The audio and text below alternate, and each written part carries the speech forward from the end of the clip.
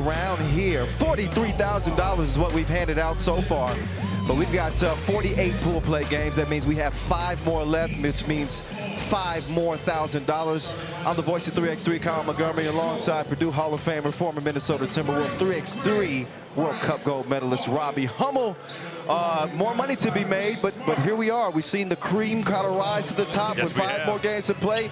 Playoff bracket is going to be set with just a little bit more to go. Well, like you said, more money to be made, and we've really seen improvement here on day 2.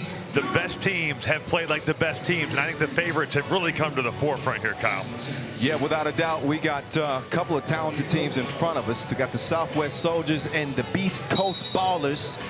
Beast Coast Ballers sitting at 2-2.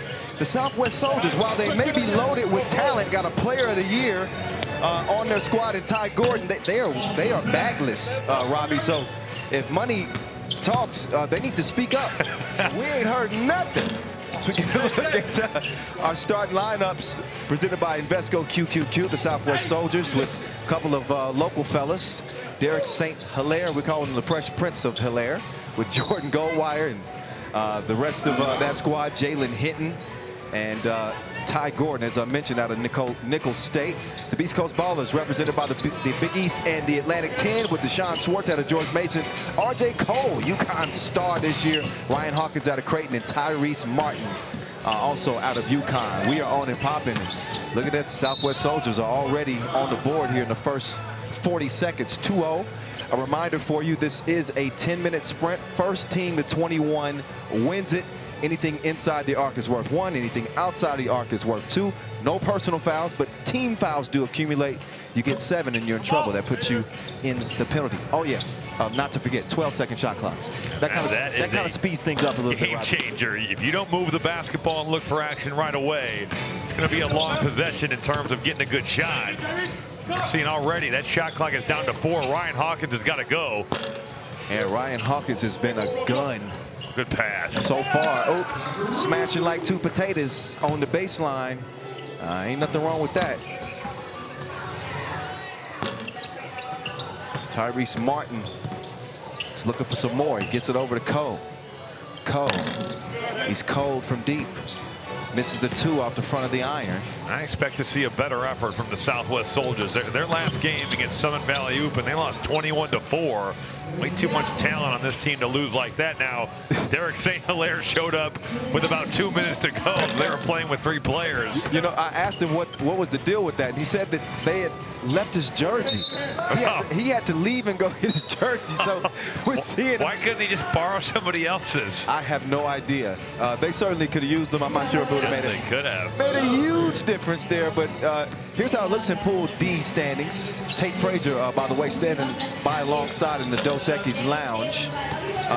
Big Maxson leading the way at 4-1. Your Beast Coast Ballers and Southwest Soldiers in front of you right now. And they are at the bottom of the group. Nobody gets eliminated, but the top 2 teams in each pool will get a bye in tomorrow's elimination round. So very important as we head down the final 5 games of the day's action. Here's Cole. Through 4 games, and I would say that the Beast Coast Ballers have got to be one of the best teams that we've got here now. Don't sleep on the Southwest Soldiers, because that man right there, Ty Gordon, and both Derek St. Hilaire, those guys can really score the basketball. Yeah, Ty Gordon, 21 points per game. Derek St. Hilaire, the Fresh Prince of Hilaire, to the cup and a rush. He averaged 21 a game this year as well. They get it down low as Deshaun Schwartz is tied up. As we look back at that RJ Cole 2-piece, no biscuit. Look at, just put the brakes on, and then he broke him off something. He's been balling throughout this tournament. Like his game a lot. First team all Big East this last year at UConn. 15 a game, 4 assists. Guy has scored over 2,300 points. Great career between both Howard and UConn. And he loved Maya Moore when he was growing up. That was an idol of his. So a big fan of obviously a UConn great. Big fan of women's hoops. An awesome player. So Gordon will kick it out. Goldwire. He's trying to connect. Oh, yeah. And Just size it up on Ryan Hawkins right there, getting his game on, a little rhythm dribble. Yeah, green release, but then Hawkins, he takes two, and we got action. That's been his spot. Ryan Hawkins has loved that top of the key, and he is absolutely feasted on shots from there. Gold wire stroke is broke that time around. We got a 2-point game. Schwartz trying to get all up in his bag. It ain't that windy. The doors are open, but the breeze is that strong. You know who else is open? Is Hawkins, and the net is now drenched. He's one of those guys that this game was made for. With his versatility and his skill set, he can put it on the floor. He can get hot from the perimeter. Man, Hawkins has unlimited range, but we'll get a look at Goldwire knocking down that mid-range. But look at this. Man, that was deeper than poetry night as he splashes that one from 3 feet, but maybe not 3 feet behind the line, but very nice. Hey, Sunday night at 8 Eastern, 5 Pacific on ESPN and the app, we'll have the Women's National Championship game between UConn and South Carolina from Minneapolis. Our pregame special gets it all started at 7 Eastern with Elle Duncan, Rebecca Lobo, Carolyn Peck, and Nikki Fargas. Plus, Sue Bird and Diana Taurasi will be back doing their own commentating on the game on ESPN2 and ESPN Plus. Join the conversation at #BTS. All right, we get back to the action right here, right now. And we ask you to make sure you join our conversation, the #3x3U. We always like new friends. Our door is wide open. We certainly hope you guys have been enjoying the action. Now, what are we, 43 games in? Yeah, it's been a blur these past 2 days, Robbie, with some nonstop action. Hey, his cookies just got took. Good hands by Hawkins. Cole, dribble drive. Oh, missed the crib. Out of bounds. Off red over to the Southwest Soldiers, who need to get something going. They have not made a single deposit into the bank. What a cut. Oh, and the jam by Ryan Hawkins. Oh, he twisted in the air like a propeller. You look at the differences in these two offenses. A lot of one-on-one for the Southwest Soldiers, and the Beast Coast Ballers, they're moving the basketball, cutting off the ball. I mean, it's just a give and go. Goldwire going down and Ryan Hawkins going up. I like your cut, G.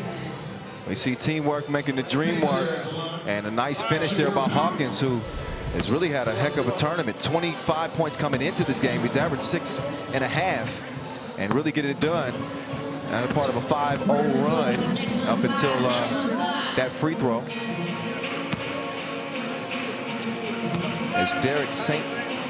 Hilaire out of New Orleans. He's broke at the line. Got to make him count there. R.J. Cole on the move. What a pass by R.J. Cole. My end. Setting up his teammate. And just missed the mark on that one. Oh, Hawkins, he's going to work. He has punched the clock.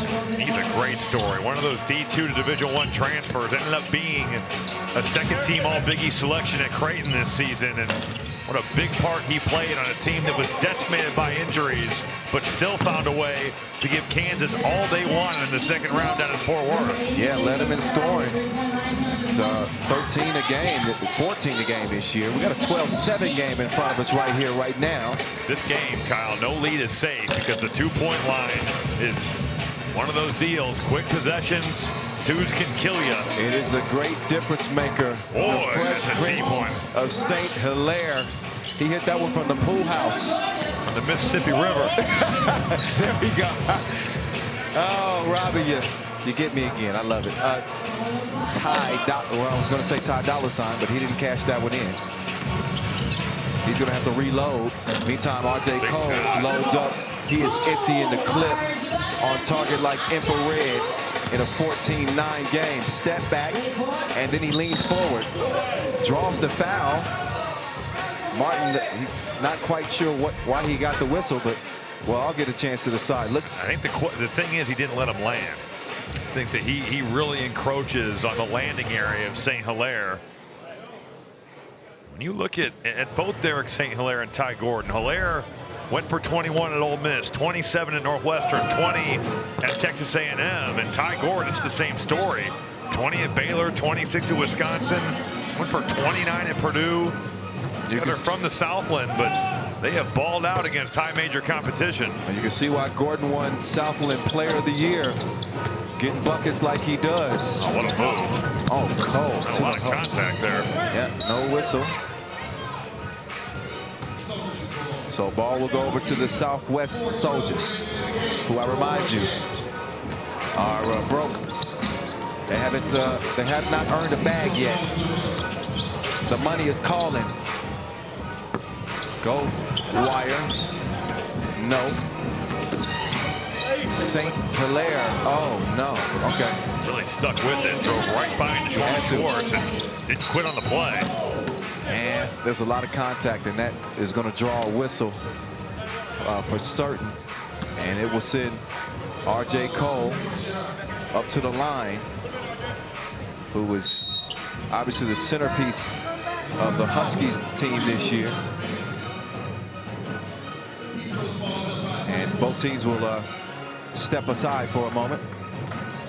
Our star-studded NBA Sunday Showcase doubleheader on ABC starts in Milwaukee with Giannis and the Bucks hosting Luka and the Mavs at 1 Eastern, noon Central. Then Nikola Jokic and the Nuggets, they take on the struggling Lakers. They haven't won back-to-back games since January 4th and 7th. After these games, there's only a week left in the regular season, so they are crucial. Our coverage tips with NBA Countdown at 12:30 Eastern, 9:30 a.m. Pacific on ABC and the ESPN app. The Lakers, they got to find a win. Oh my I mean, goodness. they are just in danger of not even making the play-in games. Yep, I live in LA, so trust me, I feel it. You've heard this? Yeah. Up steps R.J. Cole, an absolute rock for Coach Dan Hurley this year. Iron Man for UConn. He played all 33 games, averaged 33.6 minutes, 16 points, 4 assists, made the All Big East first team, and really did had a banner year. Well, a guy that can both score and set his teammates up and do it at a high level. R.J. Cole, a terrific season at UConn. Oh, my That goodness. was the weight room right there on R.J. Cole by Jalen Hinton. Might I recommend some push-ups, some shoulder work. Jalen Hinton, not the heaviest dude you're going to see, but he played with some real aggression. He took him down to the post office, and you got mail. Put him right in the basket. That's big boy game. It's 16-12 right now as Hawkins will swing it over. Schwartz. Sean could not get that one to go. And Derek St. Hilaire. He's on the move. Oh, but he is denied access initially. But foul is called. So Derek St. Hilaire will get an opportunity to step up to the line, and good to have him for the whole game this time. It should be more. That always helps. But an absolute beast for the Privateers of New Orleans. And he's good money. We got to find out the free throws. You see it all the time. Ryan Hawkins wide open now. St. Hilaire just tried to call timeout, which you can't do.